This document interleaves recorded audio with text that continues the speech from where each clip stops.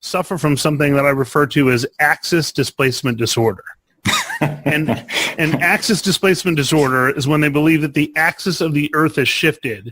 It somehow goes through their head and out their rear end, and the world revolves around them. Very good. And so the thing is that it's not all about you. In fact, if anything, it's all about the client. This is the InnovaBuzz podcast, helping smart businesses be even more innovative. Hi, I'm Jürgen Strauss from InnovaBuzz, and welcome to part 2 of our special episode number 100 of the InnovaBuzz podcast, designed to help smart businesses committed to innovation, to service and modern marketing become even more innovative. Yes, the trumpets are still blowing, the champagne and balloons are still flowing. We have reached that magic 100 milestone, and if you haven't listened to part 1 of this special 2-part episode, then please go ahead and do that. There's no specific order you need to listen to it, so you can continue to listen to this episode and go back and visit part 1. Our first buzz today on this second part of the episode comes from Kim Doyle, the WordPress chick, who was on both episode number 52 and 85 of the InnovaBuzz podcast. Kim's key message was just show up and implement. So let's hear what Kim had to say.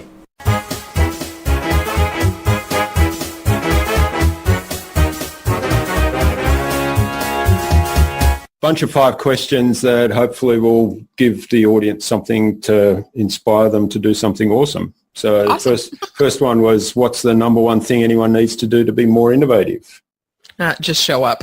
I probably said that last time, but you need to just show up, because you're not going to know how to innovate or what to do unless you show up. Yeah. Whether that's writing, video, whatever, just show up. Yeah, and of course that was another one I wanted to explore today, but we're getting a little bit short on time, I think, so we might park that for next time. Okay. So what's the best thing you've done to develop new ideas or new products? Oh, best implementing. Every time I implement, I learn something. And so, I don't know, it's kind of a tie, because like I said, I do consume a ton of it. I'm a reader. I'm a huge reader. And, it's, taking that and then testing it. But it's, reading is huge. And then you got to do the work. You got to implement. Yeah, that's great advice. I'm not sure. Well, probably more than I care to remember times where I've read stuff and thought, that's a fantastic idea, and then I just put it away and park it. Sometimes I stumble across them again. Now, why didn't I ever do anything with that one? Because that's such a great idea. But you know what? I do that too, Jürgen, really quick. I totally do that too. I put notes in my phone. I email myself stuff all the time. And at this point, I'm like, I just trust. If it's supposed to come to fruition, it'll happen. Yeah, that's right. All right. What's your favorite tool or system for allowing you to be more innovative? Podcasting. Okay. Great. And we'll link to your podcast in the show notes as well, so people can check that out, the WP Chick podcast. What's the best way to keep a project on track? I've used every project management system, I feel like, under the sun. You got to find what works for you. I'm kind of a pen and paper girl too. Again, projects probably with what you're using, in terms of web dev projects and stuff, require a difference. I've switched over to Asana. But for me, it's accountability works really good for me. So like with lead surveys, my business partner, having scheduled check-ins, and then of course just a calendar. I'm all about simplify. Yeah, that's great advice. So we use Asana too, but I think, and I just went through and did some housekeeping on our Asana yesterday and realized that we've dropped the ball on a number of actions there. They're not hugely important actions, but we've actually assigned them to somebody, and we've put a date on it, a deadline, and that's passed. So I've sort of gone out to the team and said, hey, go into Asana and check all the stuff. And I said, this isn't me slapping anyone on the wrist, because I've been doing it as well. So we're all in alignment here. Now we all need to realign ourselves. And again, I think it's where you can for me, I don't want something that I have to manage, which is funny because we're doing a web app and we're going to have to hire help, right? Yeah. But trust me, I already know who I'm bringing on board into the company. Like I've got a list of like 5 people to bring in as soon as we can do that. Yeah. And one of the things I'm rediscovering and I really love is I've got whiteboards put up on, so self-adhesive whiteboards on all the doors in my office here, and I kind of fill them all up. I need to rub some out so I can keep writing up. I like mapping things out on whiteboards, and then I need to take photographs of the stuff and keep that somewhere visible, but that helps as well. And the accountability piece is really important, so regular check-ins. Yeah, and what's funny is I used to be really hard on myself about, accountability, like, can't you just be disciplined? And I'm like, whatever, it works. I so don't overthink anything anymore. I'm like, please don't make a problem where there is one. Yeah, that's right. All right, what's the number one thing anyone could do to differentiate themselves? I'm totally going to quote Dr. Seuss here, but no one is youer than you.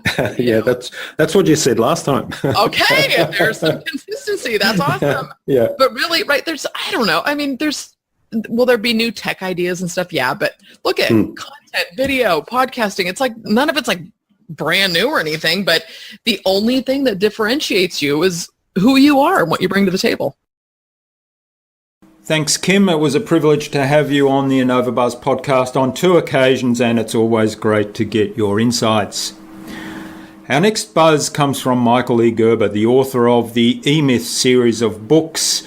And of course, Michael, you heard him introducing part 1 of episode 100. Now, it was a great privilege to have Michael as my guest on the InnovaBuzz podcast and speak about his latest book, Beyond E-Myth.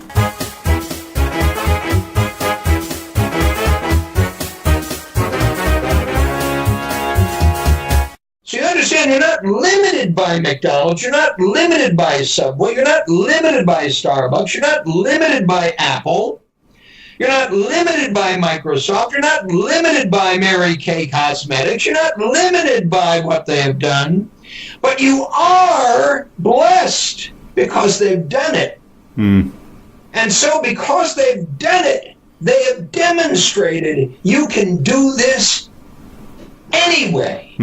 In any kind of practice, in any kind of marketplace, with any kind of consumer, with any kind of product or service, anywhere, anyhow. That's what I'm bringing to you with Beyond the E-Myth. That's why it's such an exciting thing for me. Yeah.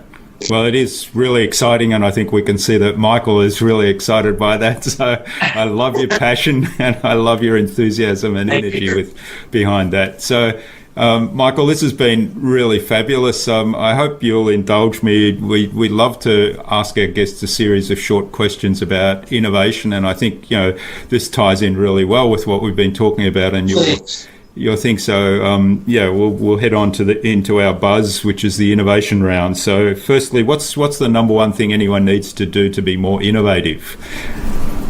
You have to think out of the box, which everybody says. But here's the question. The question that's core to innovation is what's missing in this picture. The question, what's missing in this picture, has to be alive in you all the time. Yeah. And it's what's missing in this picture where I'm sleeping right now. What's missing in this picture where I'm having lunch right now? What's missing in this picture as I'm driving to work? What's missing in this picture as I'm having this conversation? What's missing in this picture about everything and anything? And that continuous inquiry is the core seed bed for innovation. Yeah. Now, at the same time, what has to be a corollary of that is what I've already described, a dream, a vision, a purpose, and a mission. Unless I've created an outcome in my mind, in my imagination, that's critical.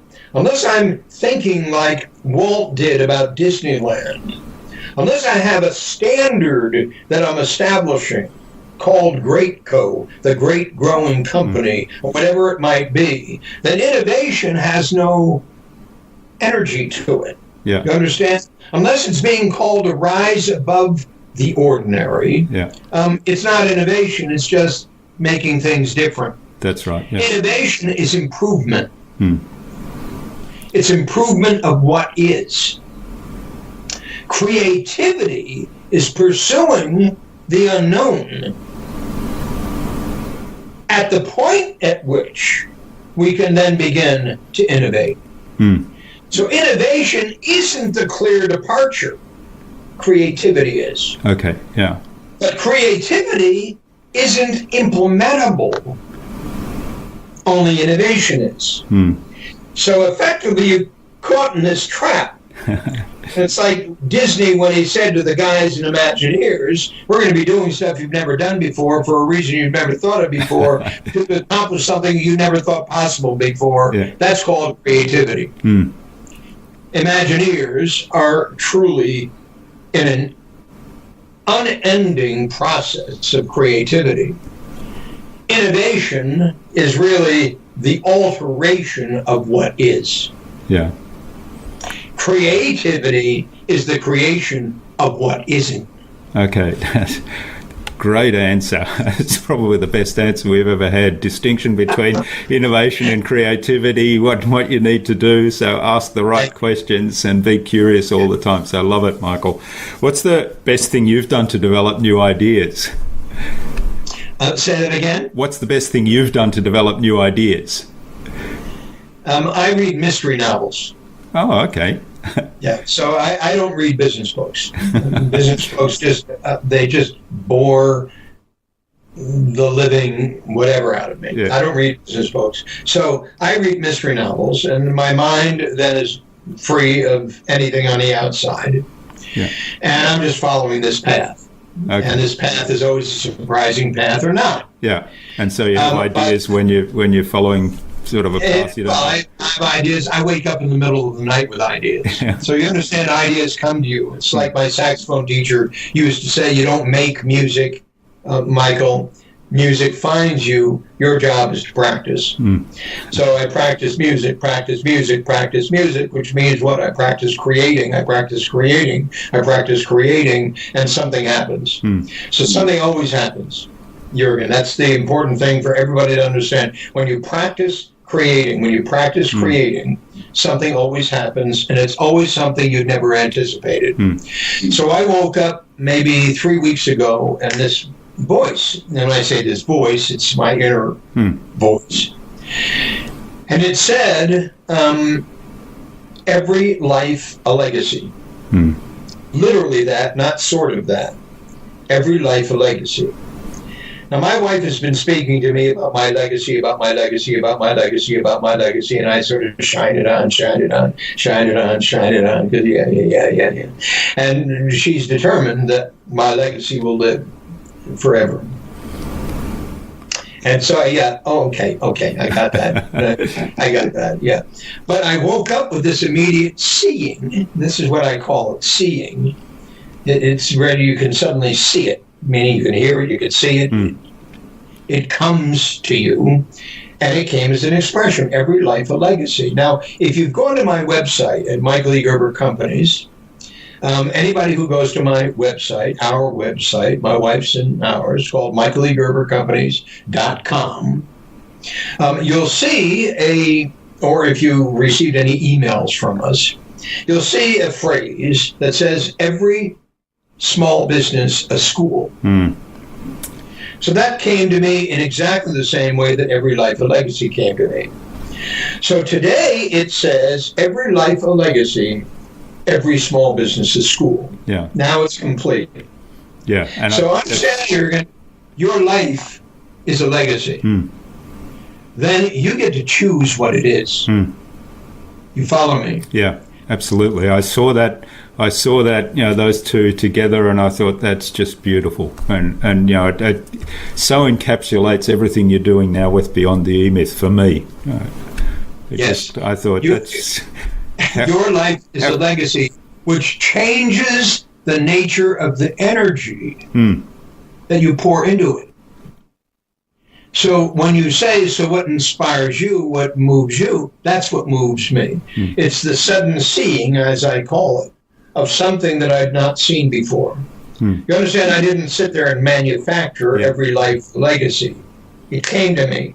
Now, I could say it came to me from God. I could say it came to me from this, but I'm already talking about it. Forget about it, because all I know is it came to me. That's right, yeah. Because it tells me this little tale of the blind man speaking. And he said, before I met Christ, I was blind. Once I met Christ, I could see. I don't know how that happened. I only know that happened. So it became a really powerful message for me. I don't know how that happened. I only know that happened. I could tell all kinds of tales about it. All I know is I woke up at 3:10 in the morning with this voice, and I could have written it down or not, and I almost didn't. But I hadn't not written it down, I wouldn't have it today. Yeah. I would have lost it. But if my life is a legacy, then I have to look upon those things that come to me as a critical voice speaking to that.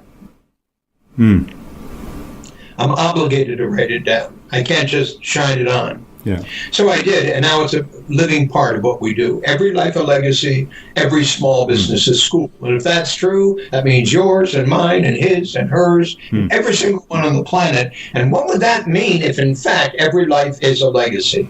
That means you must take your life seriously. That's right. And beyond your comfort, beyond yourself, because the dream isn't a personal dream, it's an impersonal dream. That's right. And I love, you express it somewhere, I think it might be in the book, but around, having that servant's heart. I mean, they're my words, but you had that sentiment there, and I think that ties in with this message of every life a legacy, every business a school, because that kind of brings it back to, you're not doing your business for you, you're doing it for others. Yep. Yep. That's my calling. Yeah. That's your calling. Yeah, exactly. That's what you're born to do. Yep. Lovely. Great answer. So do you have a favorite tool or system for improving productivity and allowing you to be more innovative or come up with these creative ideas? And maybe it's just a pen and paper by the bedside. Listen, I've already done it. I mean, I've already done it and done it and done it and done it. So I've already worked that one to death. Okay. It's called the tools, the technology, the mechanics, etc. And I leave that up to, there's so many people better suited to that. All I'm saying, it must be there. Yeah. And if it must be there, and if that's your calling, then your calling is to make it easy there. So that I must do it in a way that everybody can do it. So the calling is that everybody can build a great company, and I need to create a way for everybody to do it. Now I've created a way for everybody to see it and to do it. And anybody who says yes, but, out of here. I'm just not interested in having that stupid conversation. You understand? It's not because you're stupid. It's just because you're unwilling to let go of this reality, which is so true. I mean, it's a universal truth. And it's so true. It's so absolutely true that anybody stands there and argues with me. What are you arguing about? White is white. Black is black, red is red. What are you arguing about? Well, because I don't care about that. Yeah. White is white, red is red, and true is true. And let me show you how it works. Okay, show me how it works. If it works, wouldn't it be absolutely profoundly important that you utilize it? But maybe like sitting there with your thumb in your ear, and you say, I can't hear you, I can't hear you, I can't hear you. I say, take your thumb out of your ear, I can't hear you, can't hear you. I take your thumb out of your ear, you put it right back. You say, wait a second, I'm a guy with his thumb in his ear. Yeah. I said, yeah, but you can't hear me. So it's that simple. Yeah. Yeah, that's wonderful. For somebody that said, I don't have an answer, that was a great answer. I'm going to say to everybody who's listening, let's take your thumb out of here. Yeah, that's right. Take your thumb out of your ear. That's the best tool. So what's the best way to keep a client or a project on track? Well, just keep on reminding them why they're doing it. Yeah. Yeah. In other words, you have to go back to the beginning every single time. Yeah. And you have to have a system for doing that. Yeah. And that's called the system of the 5 essential functions: inspiration, education, application, implementation, continuous improvement. Inspiration is for the purposes of discovering an epiphany. Education is for understanding. Application is for a direct experience. Implementation is for enhancing that direct experience so that you continually apply it for the purposes of gaining more experience. And continuous improvement, because you're staying static where you are, is the death of growth. Yeah, so it's very, very critical to understand there's a methodology, a mindset that's critical to all of this. And that's the way you keep it alive. You have to keep on going back to inspiration, education, application, implementation, continuous improvement. Did you do that? Did you do that? Did you do that? No? Well, let's find out why you didn't do that. And let's now go and try to see what we can get out of your way so you can do that. And now that you've done that, do you see why that was so important? You see, you had this problem and we wanted to get rid of that problem. And so we went to work on it in a way systemically that we could then avoid getting into the same box we were in before. And the reason you wanted to do that was because the problem was keeping you from having the experience that you would wish you could have. And the lack of that experience meant that you're all in this travail of frustration continuously. You remember the frustration? Remember how you told me that? That's why we're doing this. Yeah. So let's go back again and start anew and see how we can refresh your mind so that you're able to refresh this purpose underlying everything we're doing. Fantastic. So fantastic. Michael's just answered that question with a complete system for being more productive and keeping clients on track. I love it. You got it. Yeah. You got it. I love it. So what's the number one thing anyone can do to differentiate themselves? Stop trying to differentiate yourself. That's the most important thing you can do. Stop thinking about it. Yeah. Stop thinking about it. When you focus yourself on the customer, not on what you want. When you focus yourself on the customer, which is what we've been doing here all this time, focusing on the customer who doesn't want to, the customer who doesn't want to, but really wants to, etc. And when you focus on the customer, you're going to find the way to do it. And as you begin to focus on the customer, it's going to differentiate you because you demonstrating how you care about your customer. Not about being differentiated. So stop thinking about it. It's a waste of time. Great. So that's quite special advice there. Stop trying to be different. Just focus on the customer. Love it. Yeah, stop trying to be different. Just be good. Don't you just love the passion with which Michael tackled our innovation round? Thank you, Michael. It was a privilege to have you on the podcast, and thank you for your insights. Our next buzz was with Ali McGill of Ashton McGill, who appeared on episode number 70 of the InnovaBuzz podcast. Ali is very passionate about the topic of customer experience and designing products or services for the customer. And he states that the way you do this, the way that you make the customer the centre of all you do in business, is truly innovation.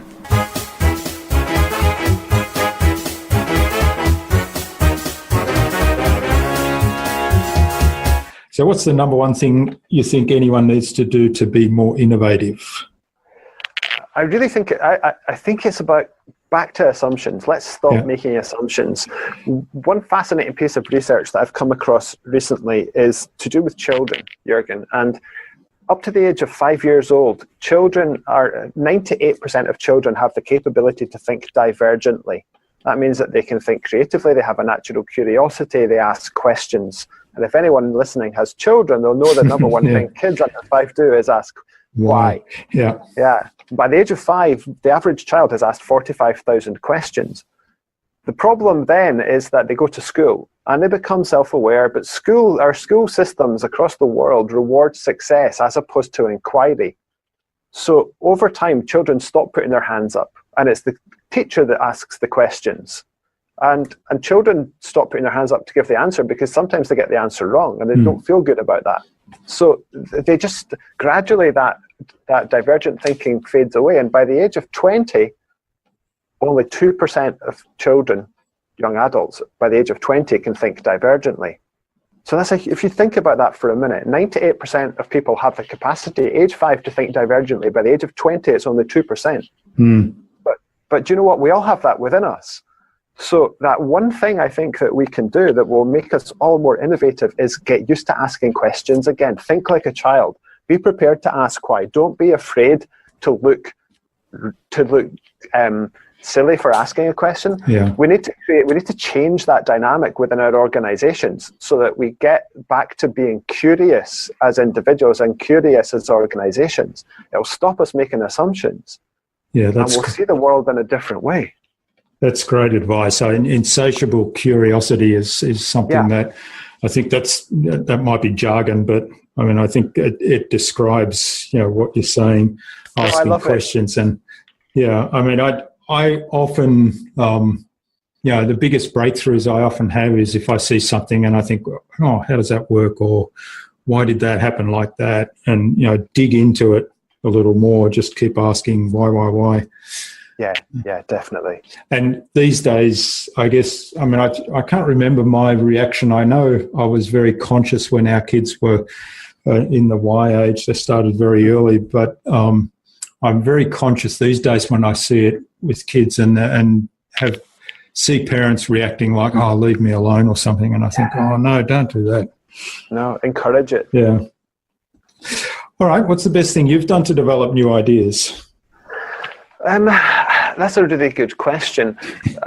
So the answer, I think, Jürgen, would be to stop trying to do it on my own.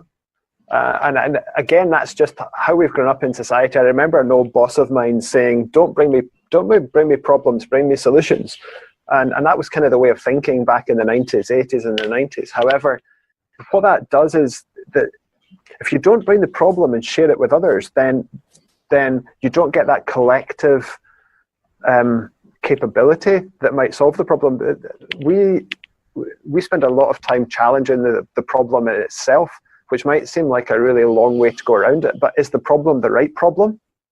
But an underlying problem that we should be solving. So my ethos is bring me problems, not solutions. And then let's work on it together. So let's understand it and let's collectively, if we really deeply understand it, then there's a much better chance that with different minds of different types of people, different ages, different sex, different roles within organizations, much more diversity, I think that helps us to create better products, ideas, solutions. Yeah, and that's great advice. And I probably have been, conditioned or educated to take a stand of, I can fix this and bring me the solution kind of approach. But I'm very conscious these days of, go get help, because the people that have really succeeded and done something amazing, they've just been the front of something and they've got a team together that actually gets things done. So they've got, 100%. All right. What's your favourite tool or system for improving productivity and allowing you to be more innovative?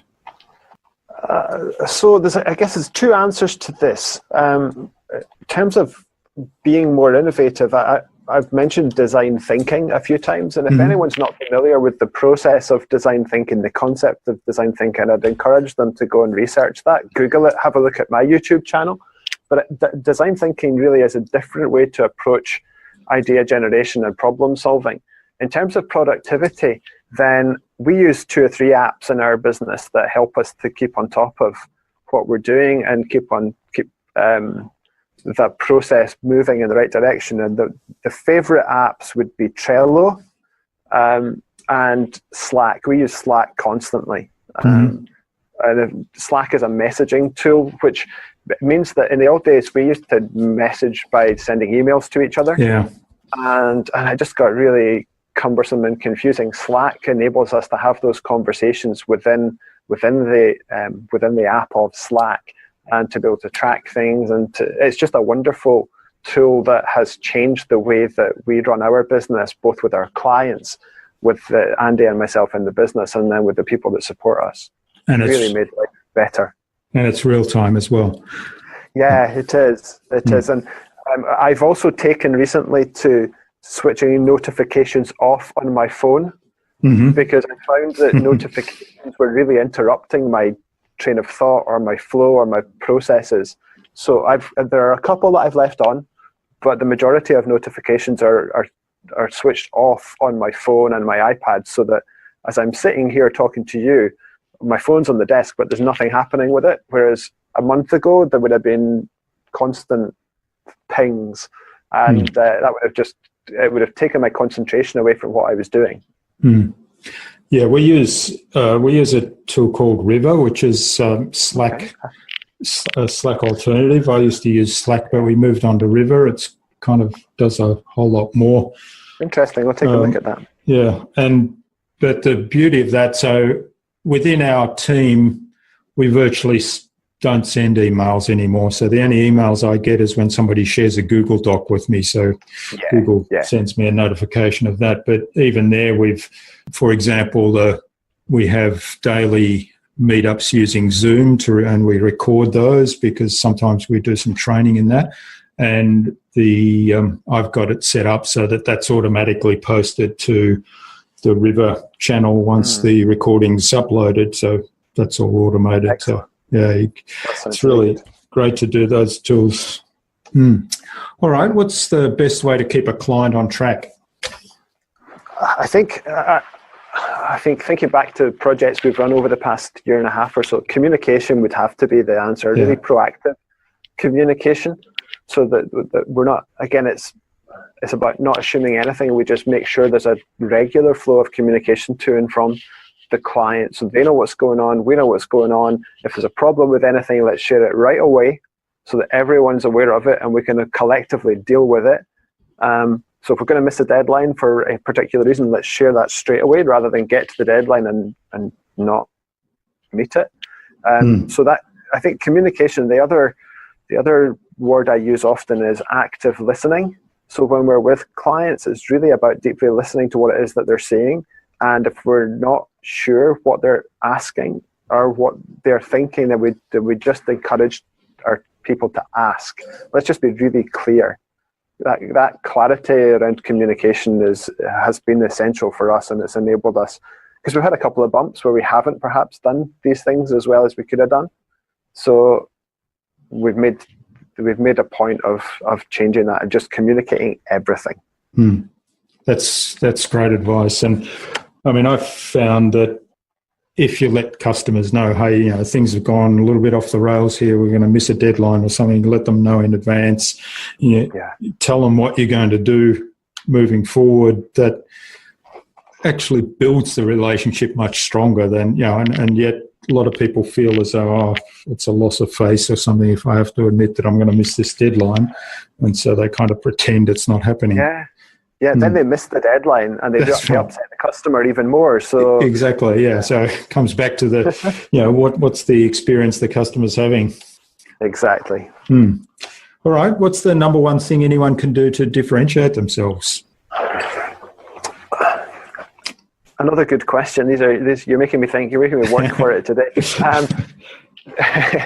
So this will be an interesting one. It's back to something we talked about earlier today around the customer expectation, what makes a good and a bad experience.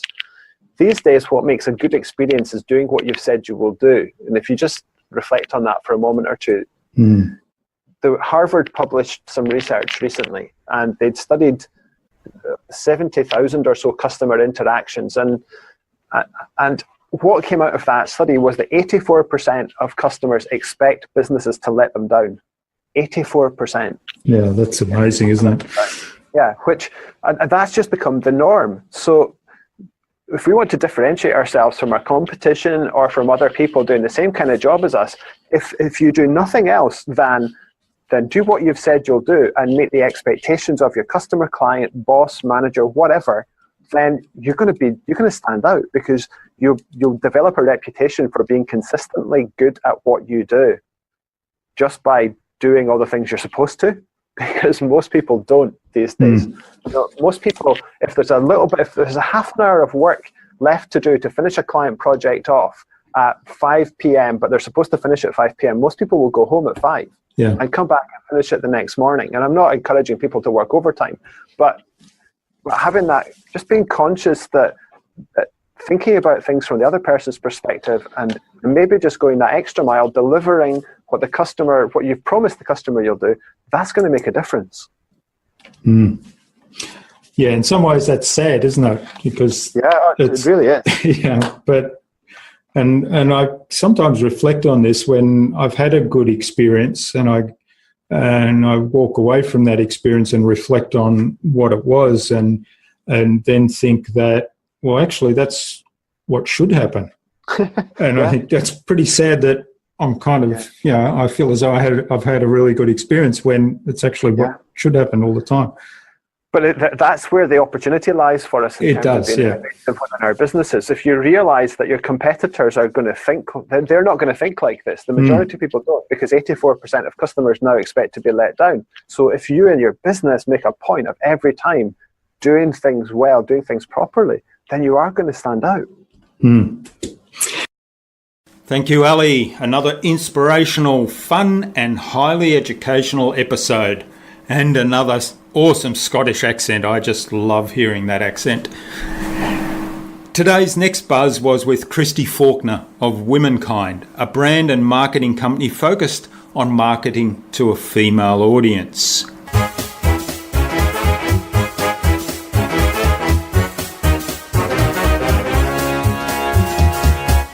Okay, I'm ready.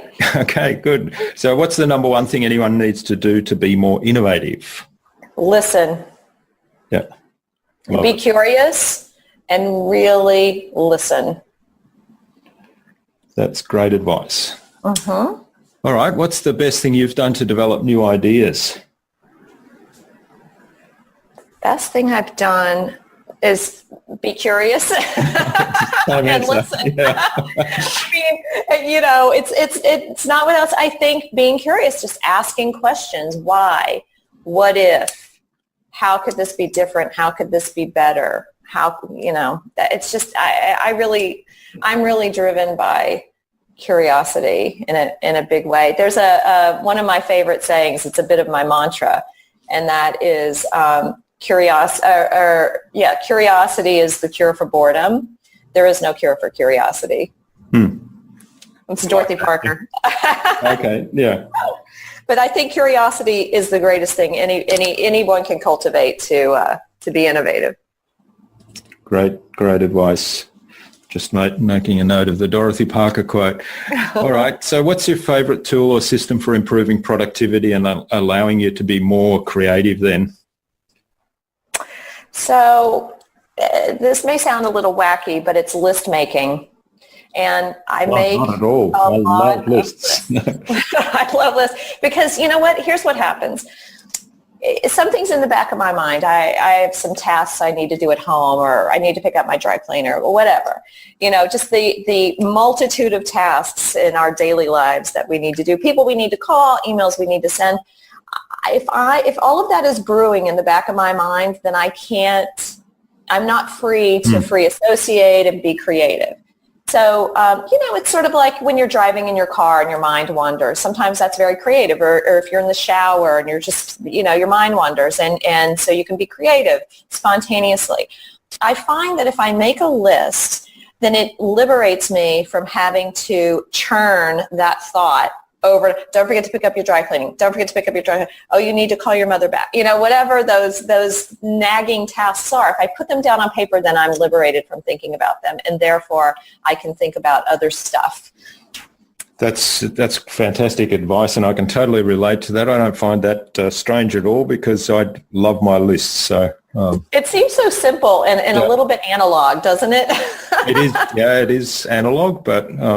No, sometimes I do lists in picture form to try and get more visual, but definitely get things like remember the milk kind of stuff out of your head. That's right. Because then the mind can work on other things. Yes. All right. What's the best way, to keep a client or a project on track? Oh, keep a project having good on lists. Yeah, you know what? It's so true. Yeah. I think that, I'm going to sound like a broken record, but I think it goes back to listening, really checking, and this, can be interpreted a lot of ways, checking in, regular status, regularly communicating, what's going on, listening to change, the world's moving so fast, so change happens quickly. So to, just constantly be listening to your clients or your team on what's going on, at any given point. Just listen, never stop listening. I think it just keeps us all aware and focused and on point. I mean, you think about it, if you're not listening, you're distracted. And if you're not distracted, you're not productive. I mean, if you're distracted, you're not productive. Yeah. You're just testing if we're listening, right? That's great advice. So I like the idea of, the regular checking in, but checking in with the intent to listen again and what's changed. And so, great advice. Sometimes it's the subtext you have to listen to also. So listen, ask questions, ask lots of questions. And be curious. Yes, be curious. Yeah. I think I'm a very simple woman. So what's the number one thing anyone can do to differentiate themselves? Oh, wow. That's a challenging one. I believe that, I suppose it sounds crazy, but I really believe that we're all unique. And I think if you can celebrate your uniqueness and be confident about it, there are times in my life where I've felt shame about, I was a little barefooted redneck girl from Texas, and then I'm in the New York City all of a sudden, with people who were far better educated than me and had far more, let's just say, gracious childhoods than I did. And I don't think I appreciated or celebrated my uniqueness. I had a very thick Texas accent, and I was a little self-conscious about that. So, there are different periods in my life where maybe there's and I think many people have, you feel like an imposter, you feel like you really shouldn't be there. And why is that? It's because you're not celebrating your uniqueness. So I think if you want to differentiate yourself, it's about just owning who you are and owning your experience and valuing that you have something to bring and something to contribute, and just believe in that. Thank you, Christy. I appreciate you being on the InnovaBuzz podcast. That was another fun and informative interview with a very clear underlying message of empathy in marketing. I think this is something that is really important these days and often overlooked by many marketers. So thanks for sharing that with us, Christy. Our next buzz today was with Kevin Kelly of Wired magazine and the author of The Inevitable. We explored future trends in some detail.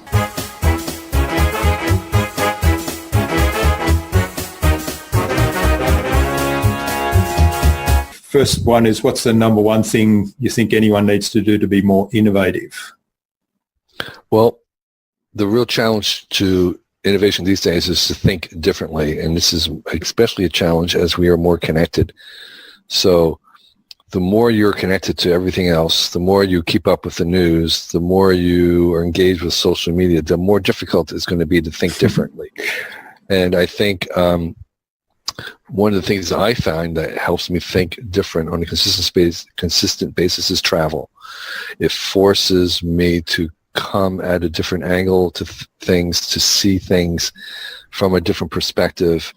And so I would say my advice is go to the most remote place that you can possibly imagine or afford to, and think about what you might want to do to to have a business while you're sitting in this other place. That's a fabulous idea. I love it. All right. What's the best thing you've done to develop new ideas? Yeah, for me, I have ideas sort of without. I mean, the problem is not new ideas. For me, is actually execution, actually doing them. I learned something from a mentor, Stuart Brand, who said that you have exactly 10 minutes to act upon an idea when you first have it, or else you lose it. Mm. And so that might be just a matter of even putting in a notebook, expanding on it, doing something. So that's one of the things that I try and do is I try and act upon an idea pretty quickly, and then maybe I would say regularly after that to keep it alive. That's great advice. Because ideas are pretty easy. It's executing the ideas that's difficult. That's great advice, because a lot of the time you think of something and it's very fleeting, isn't it? Yeah. Yeah.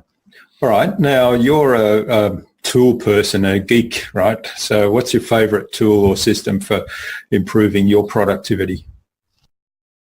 What we used to call Elance is now called Upwork, which is basically outsource as much as you can to people who are world-class in it, and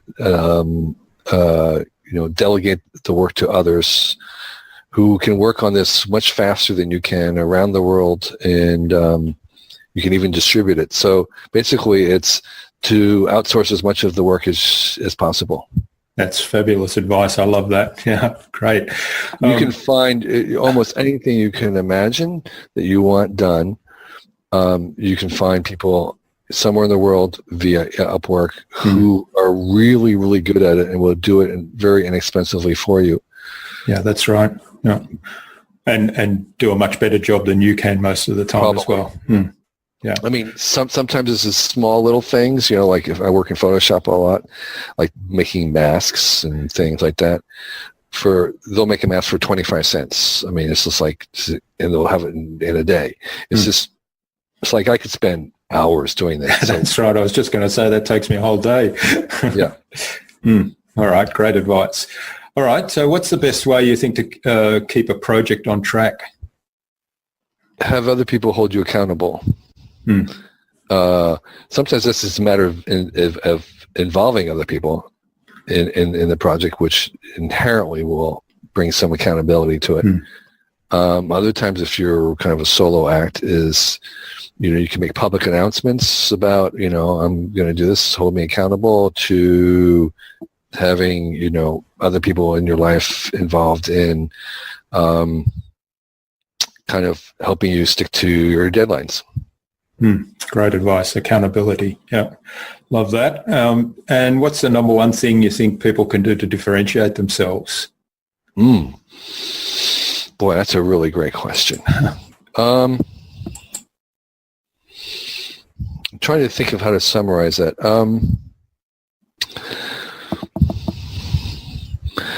Obviously, I've never given this a thought before, but I think that first of all, I'm 100% in agreement that that's a vital thing to do. That's actually the long-term goal for most people, either individually or even as a company. And I see it as a very long process, which is why I'm having difficulty reducing it to one thing. I see it as something that will take most people individually their entire life to figure out. But I think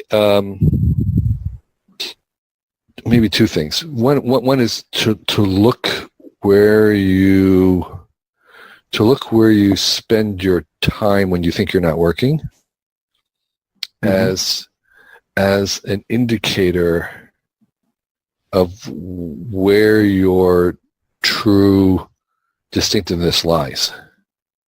Okay, I mean, so if you decloak it from your professionalism and let your amateurism, so to speak, lead you, and you kind of follow the free, kind of follow where you do things for free, that would be a good indicator that your distinctiveness is probably lying in that direction.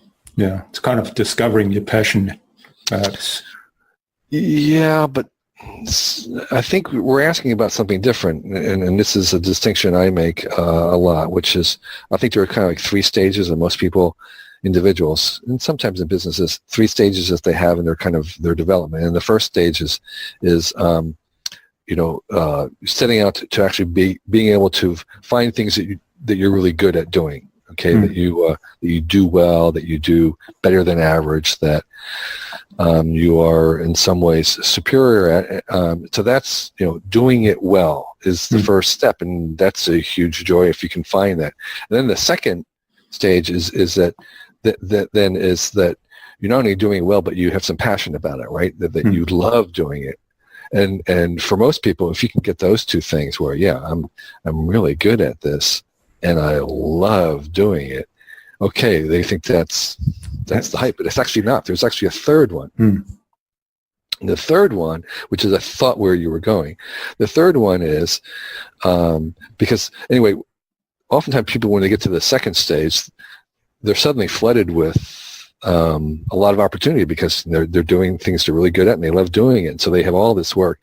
And the third stage comes when you realize that it's not just that the real true state of happiness, maybe you call it, is in doing things that you're really good at, you love doing, but only you can do.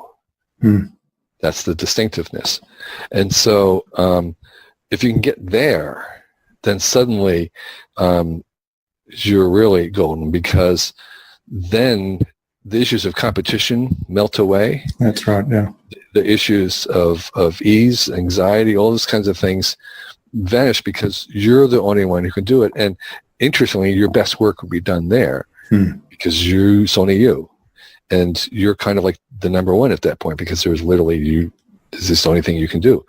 Only you can do it. And so that's a long journey, and that's what so it's not just your passion, because that's the second stage. It's the distinctiveness, the true individual genius, so to speak, that everybody has, and it's arriving at that's very, very challenging. And that's why I was suggesting it's that you look to where you're going when you're not professional as a way to kind of think about where that distinctiveness might be. Yeah, well, that's fabulous. That's kind of a total framework to determine what makes you unique and how to actually arrive at that, even though it may take many people their whole lives. So thanks for that, Kevin. Some great advice there from Kevin, and it was wonderful to have him on the InnovaBuzz podcast. Execution, it's critical. Another theme that we're hearing many times in this series. So as he points out, often ideas come, but you have 10 minutes to act on an idea or you lose it. So that would mean typically writing it down in order to plan the first actions to turn that into a reality and execute. Today's next buzz was with Phil Singleton, author of, or co-author of SEO for Growth. We discussed a smart, holistic approach to search engine optimization by focusing on content, on information, on education, and serving your audience.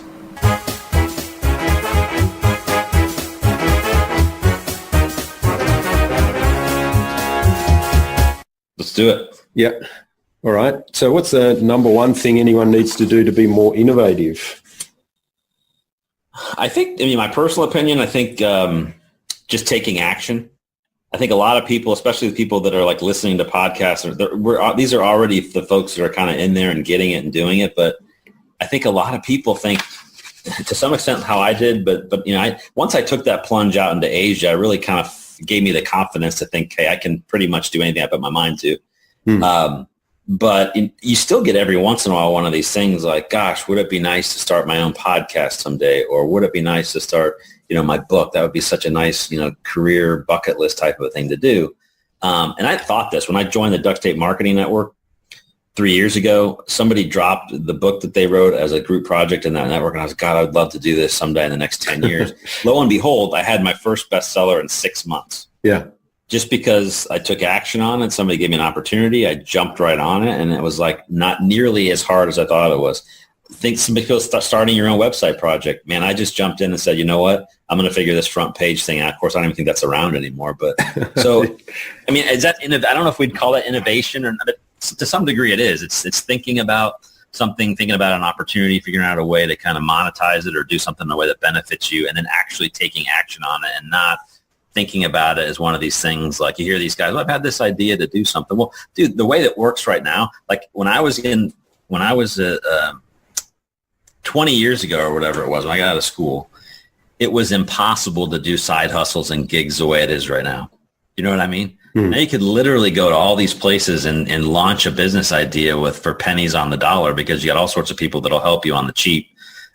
So that'd be my first thing is just to when you think about things in terms of being innovative or new ideas, don't be afraid to like act on them, because if you don't, without action, there's nothing. Nothing right? happens. So, yeah, that's great advice. And a lot of people overthink things and procrastinate and want to perfect something before they put it out in the wild. So effectively, they never take action and nothing ever happens with it. So I think that's great advice. Yeah. All right. What's the best thing you've done to develop new ideas or new products? It might be the same answer. It's pretty similar, although if I had to pin down something that really helped, I mean, I was so zeroed in with the SEO blinders for a number of years that, you know, we mentioned how Google kind of went out and started expanding things, and I kind of saw that they were grading a greater, you know, universe of marketing signals. So then I went, for me, what really opened the doors was kind of getting involved with duct tape marketing, and that's when he really, you know, it's the approach of figuring out your ideal customers and kind of building everything around those people. So I think that approach of kind of looking at problems or solutions or things from the way people or the ideal person or whoever it is, and then trying to reverse engineer that. Because that's really what I've always done with SEO is, hey, don't just try and build something and game it. Let's figure out how people are searching for it and then build content around the search activity versus doing it after the fact. And that's the way a lot of marketing is done right now, right? Let's figure out who the ideal client is. And instead of just randomly creating client, let's go interview these folks and figure out what it is they really like, and then just create content around those folks. And then everything else kind of builds around it. So that kind of approach, I guess, has really changed the way I think about things. Is if there's a new product or a new service, let's really think about the problem that we're solving and the people, especially the people that, you know, you're trying to solve it for, and then work backwards from that. And that, I think, is new for me anyway. I think it's helped me think about a lot of different things. If I'm going to undertake a new project or a new side hustle myself, I'm always kind of thinking it from that lens. Yeah, that's great advice. And I think thinking of the ideal client and putting together a real deep understanding of what their expectations are, what their needs and problems, and what they're looking for, and then reverse engineering. I think that's really good. And it's something that dawned on me recently because I was doing a presentation at a retreat we ran in Thailand about this very thing. And it dawned on me that, you know, and we were doing an exercise where we were working with the business owners to find their ideal client.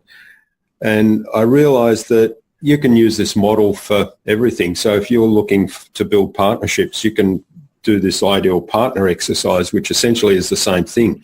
So what's a partner going to be looking for in another partner, and then reverse engineer that and figure out, you know, who's a good fit for you and what kind of things do you need to be giving them to warm up the relationship so that you can start that partnership journey.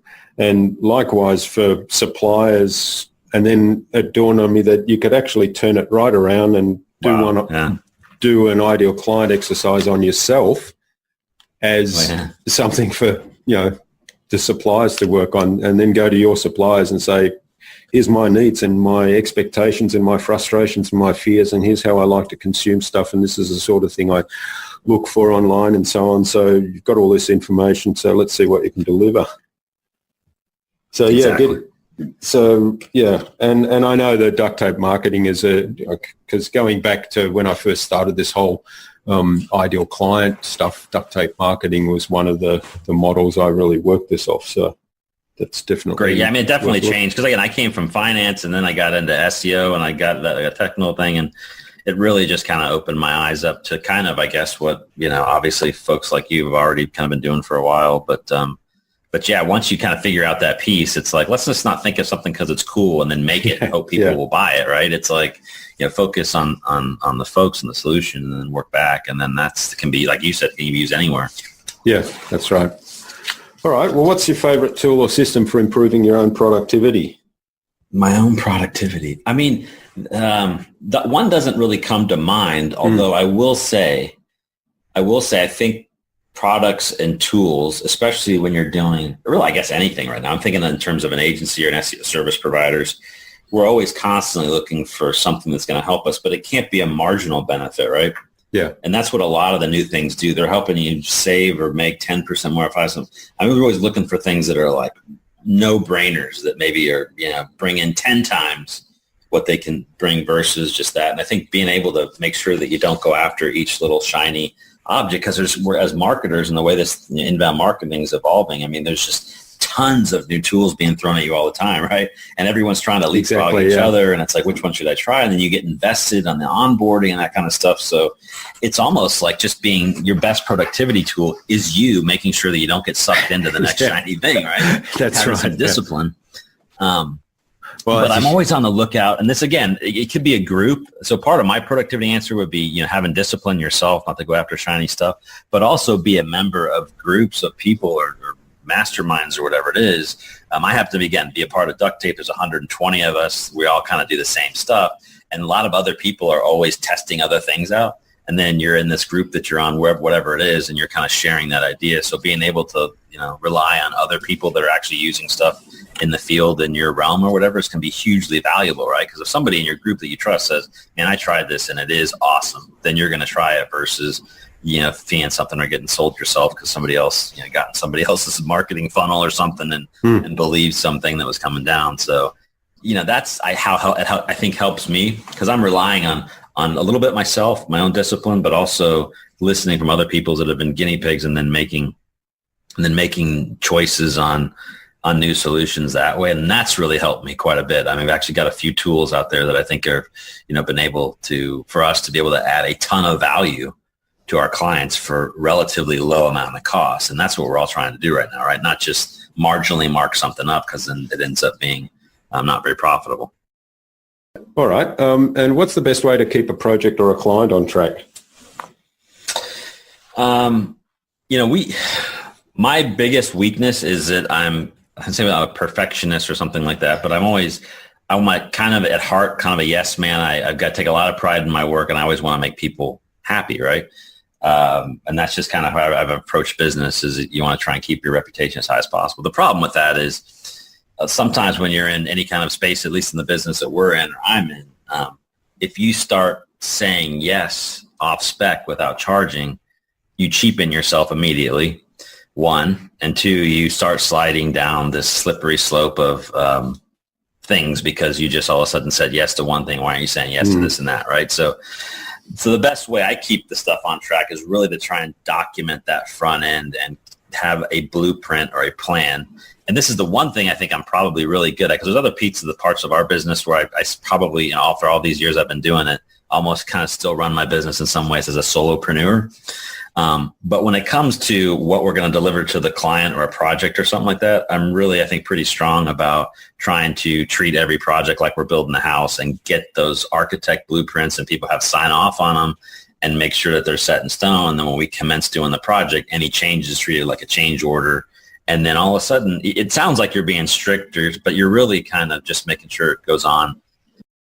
All right. Well, the fifth question in there, we got sidetracked there a little bit. The fifth question is, what's the number one thing anyone can do to differentiate themselves?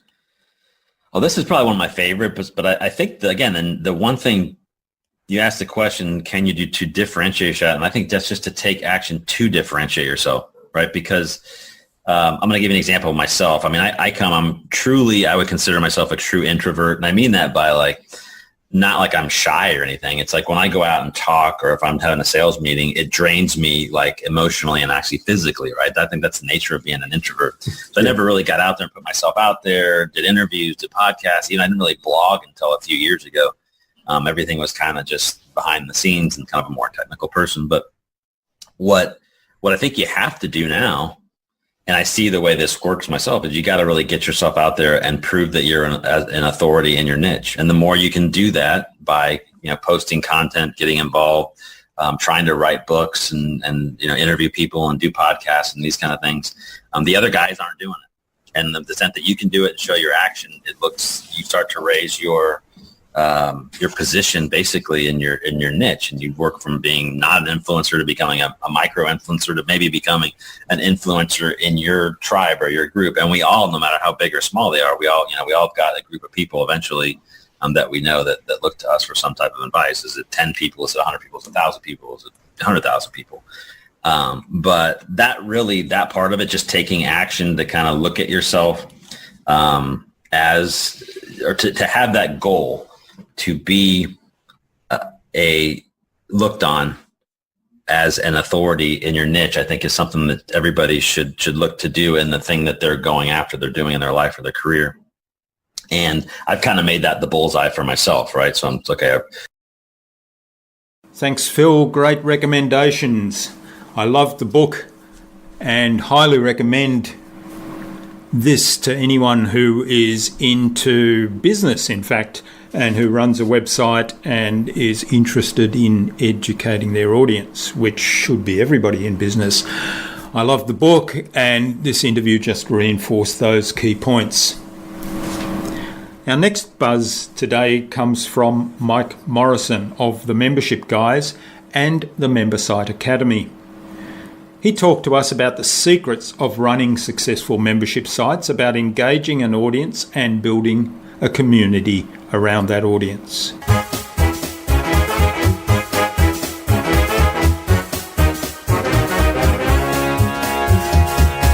Let's do it. Yeah, great. So what's the number one thing anyone needs to do to be more innovative? You need to actively engage with your audience and encourage and embrace their feedback. So many people see feedback and see comments and emails as a negative or something to be minimized. Encourage and embrace this stuff. As an entrepreneur, your one role is to solve problems. That's it. Doesn't matter what title you call yourself in your business card or your website or anything. You're not that. You are a problem solver. Each and every one of us is in the business of solving problems. And you can't provide a solution until you understand the problem.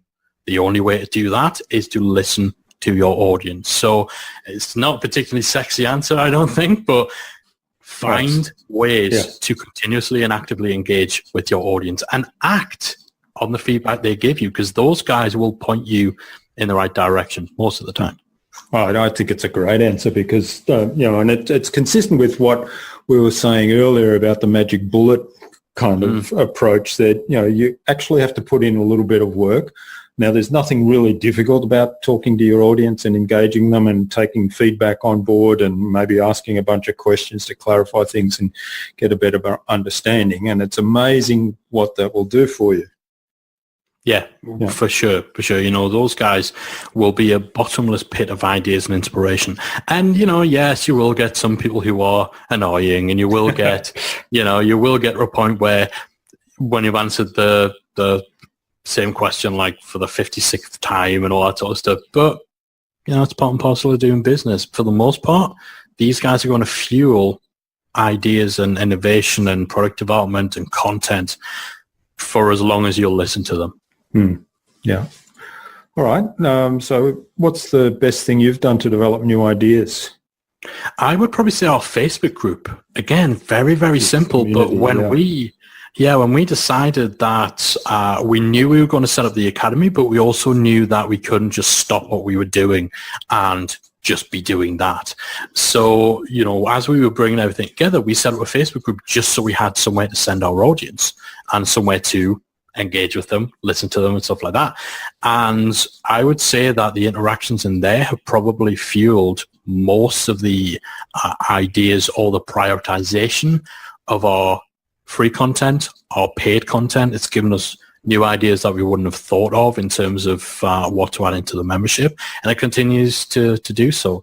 And it's got all sorts of other benefits from a marketing point of view as well. Yeah, great advice. And also, it's part of building that community, isn't it?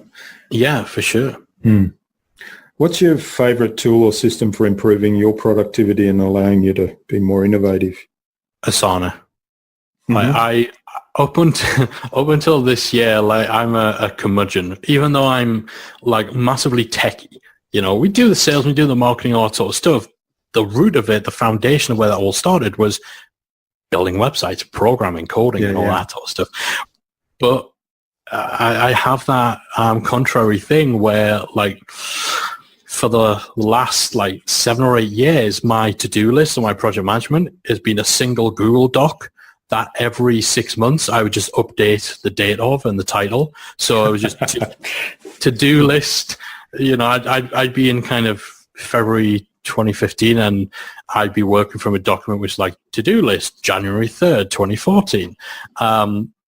And yeah, I was kind of forced into switching over to Asana by Callie, my other half. She's a bit more organized and a bit more pragmatic than I am. And I love it. It kind of runs our life and our business, especially now we're expanding the team. It's critical to what we do. Yeah. Yeah, I've been an Asana user for quite a long time, and I sort of got a love-hate relationship with it, but it's still, for our purposes, it's still the best out there, and they have been doing quite a bit of work on it recently and upgraded, and just recently they've done a big update that's improved the speed quite dramatically as well, which is useful. Yeah, I've noticed that. Very cool. All right, what's the best way to keep a project or a client on track? Again, kind of Asana and using their templating system for us is good. It's not as robust as it could be, but we worked around it. In terms of keeping things on track, we don't work with clients now when we essentially just have one mammoth project. But we kind of almost developed our own hybrid customized version of a combination of Kanban and the Eisenhower decision matrix. That's just one for people to look at if they don't know it. We've kind of developed that as our means of prioritizing and deciding what stuff to work on in our project, and to keeping us focused on on the tasks at hand, and also to dividing responsibilities. So we've kind of we took that offline. We figured that for our regular planning meetings and review meetings, it's better to switch the computers off and just hit the whiteboard where we've got our Kanban, Eisenhower, whatever we want to call it, up there, and we pull out the Post-its, and that informs what we're going to be working on a quarter basis. Yeah. So the Eisenhower decision matrix, is that the important, urgent, not important? Yeah, we tweaked that. We tweaked that based on speed and impact. So, we have fast and high impact, which is obviously no-brainer stuff. If you can do stuff in 5 minutes, that's going to have massive impact. So you have fast and high impact, slow and high impact, fast and low impact. And then obviously we just don't have slow and low because you shouldn't be doing that stuff. And then, we bring in the Kanban by, like, that decision matrix stuff is our pipe. We use that for our pipeline. So our starting point, and then we pull ideas from that and we progress it into to do, in progress, and then done using kind of the Kanban stuff. So it works really well. Like, it's simple. But I tried all sorts of, we used to kind of do agile development when we were working with the agency, and it just seems like more work goes into maintaining the approach to work than goes into the actual work. So yeah, this works for us. Yeah, great advice. I like that. All right. So what's the number one thing anyone can do to differentiate themselves?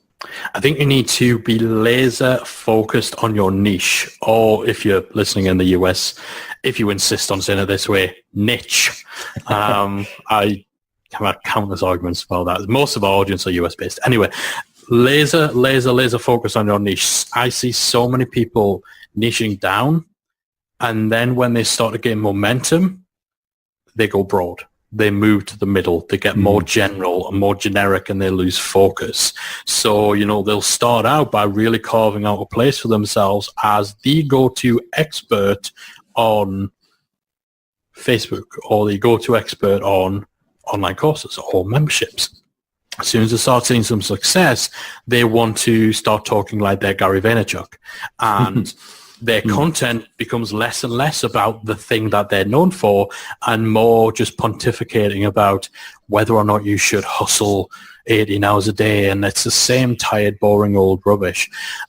You need to laser focus on your niche. A huge part of our success has been unflinching commitment to our niche. When we very, very first started, we would say, tips and advice for memberships and online courses. So an online course is a type of membership, but it's recognized as its own kind of thing. And even just tightening that up to make it just about memberships, we turn away big name guests for our podcasts if they're not totally on point. We turn down endless opportunities because it would sway just a degree or two away from memberships as a focus.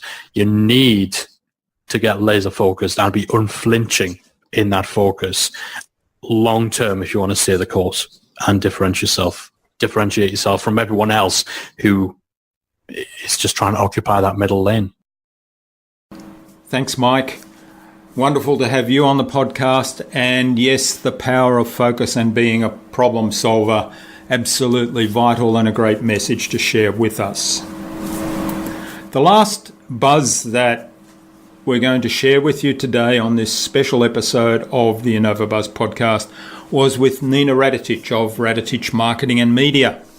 Nina's journalism background gives her unique experience to craft both quality content for her audience and to use video. Her use of video is excellent, so go check it out.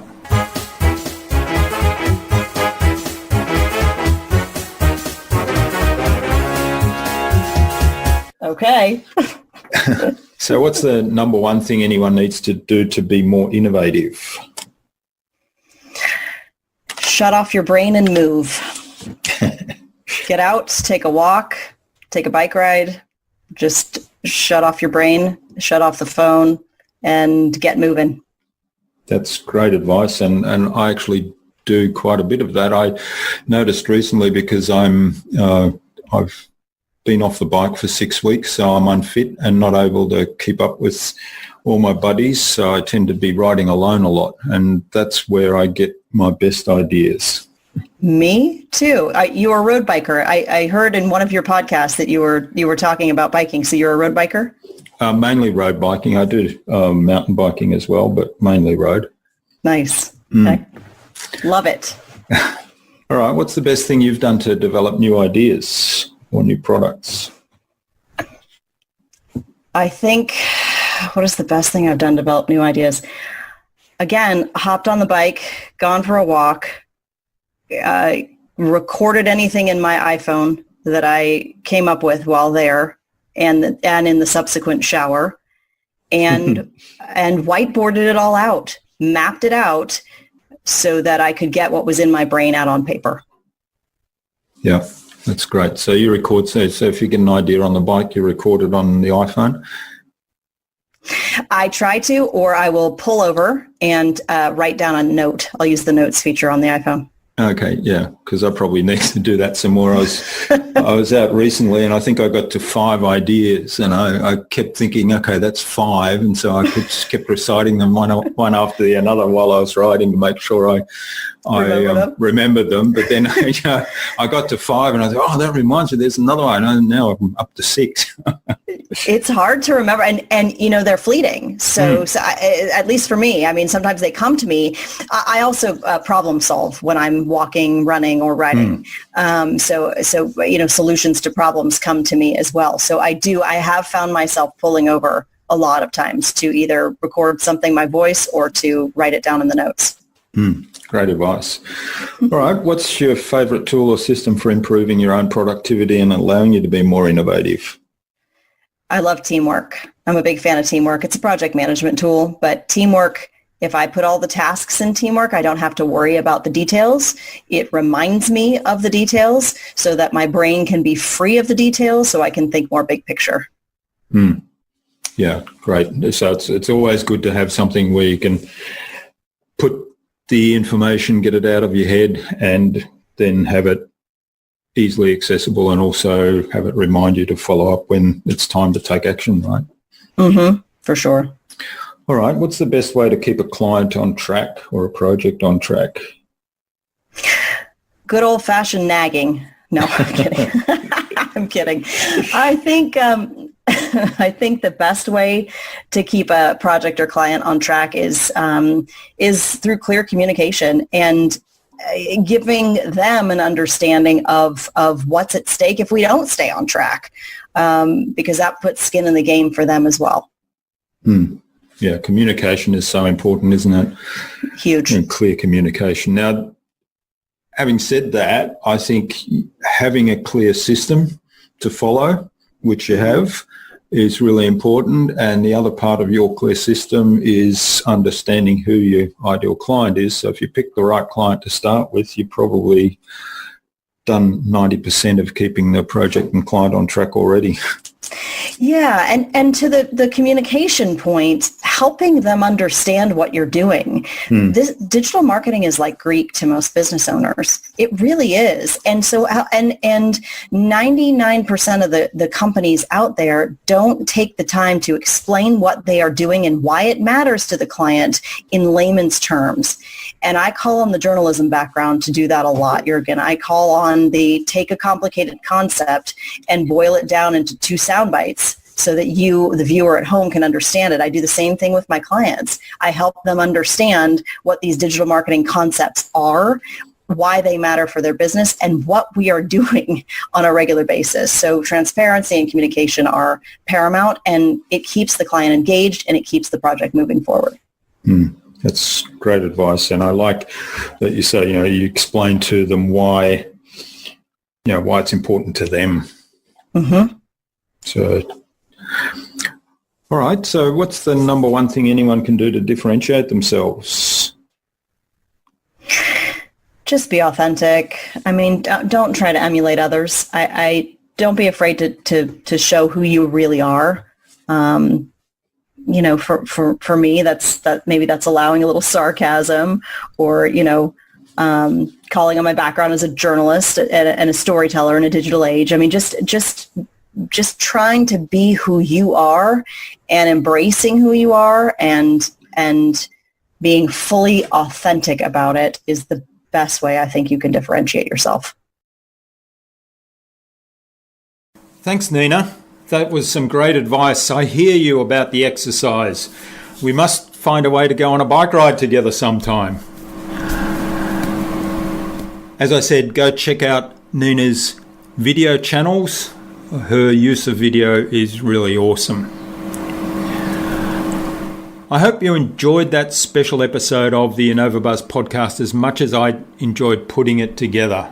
It's in 2 parts. And if you're listening to this right now and haven't heard part 1, go check out part 1. You can find the notes to the combined episode at innovabiz.com.au/100. That's the numerals 100, or as one word, so innovabiz.com.au/100.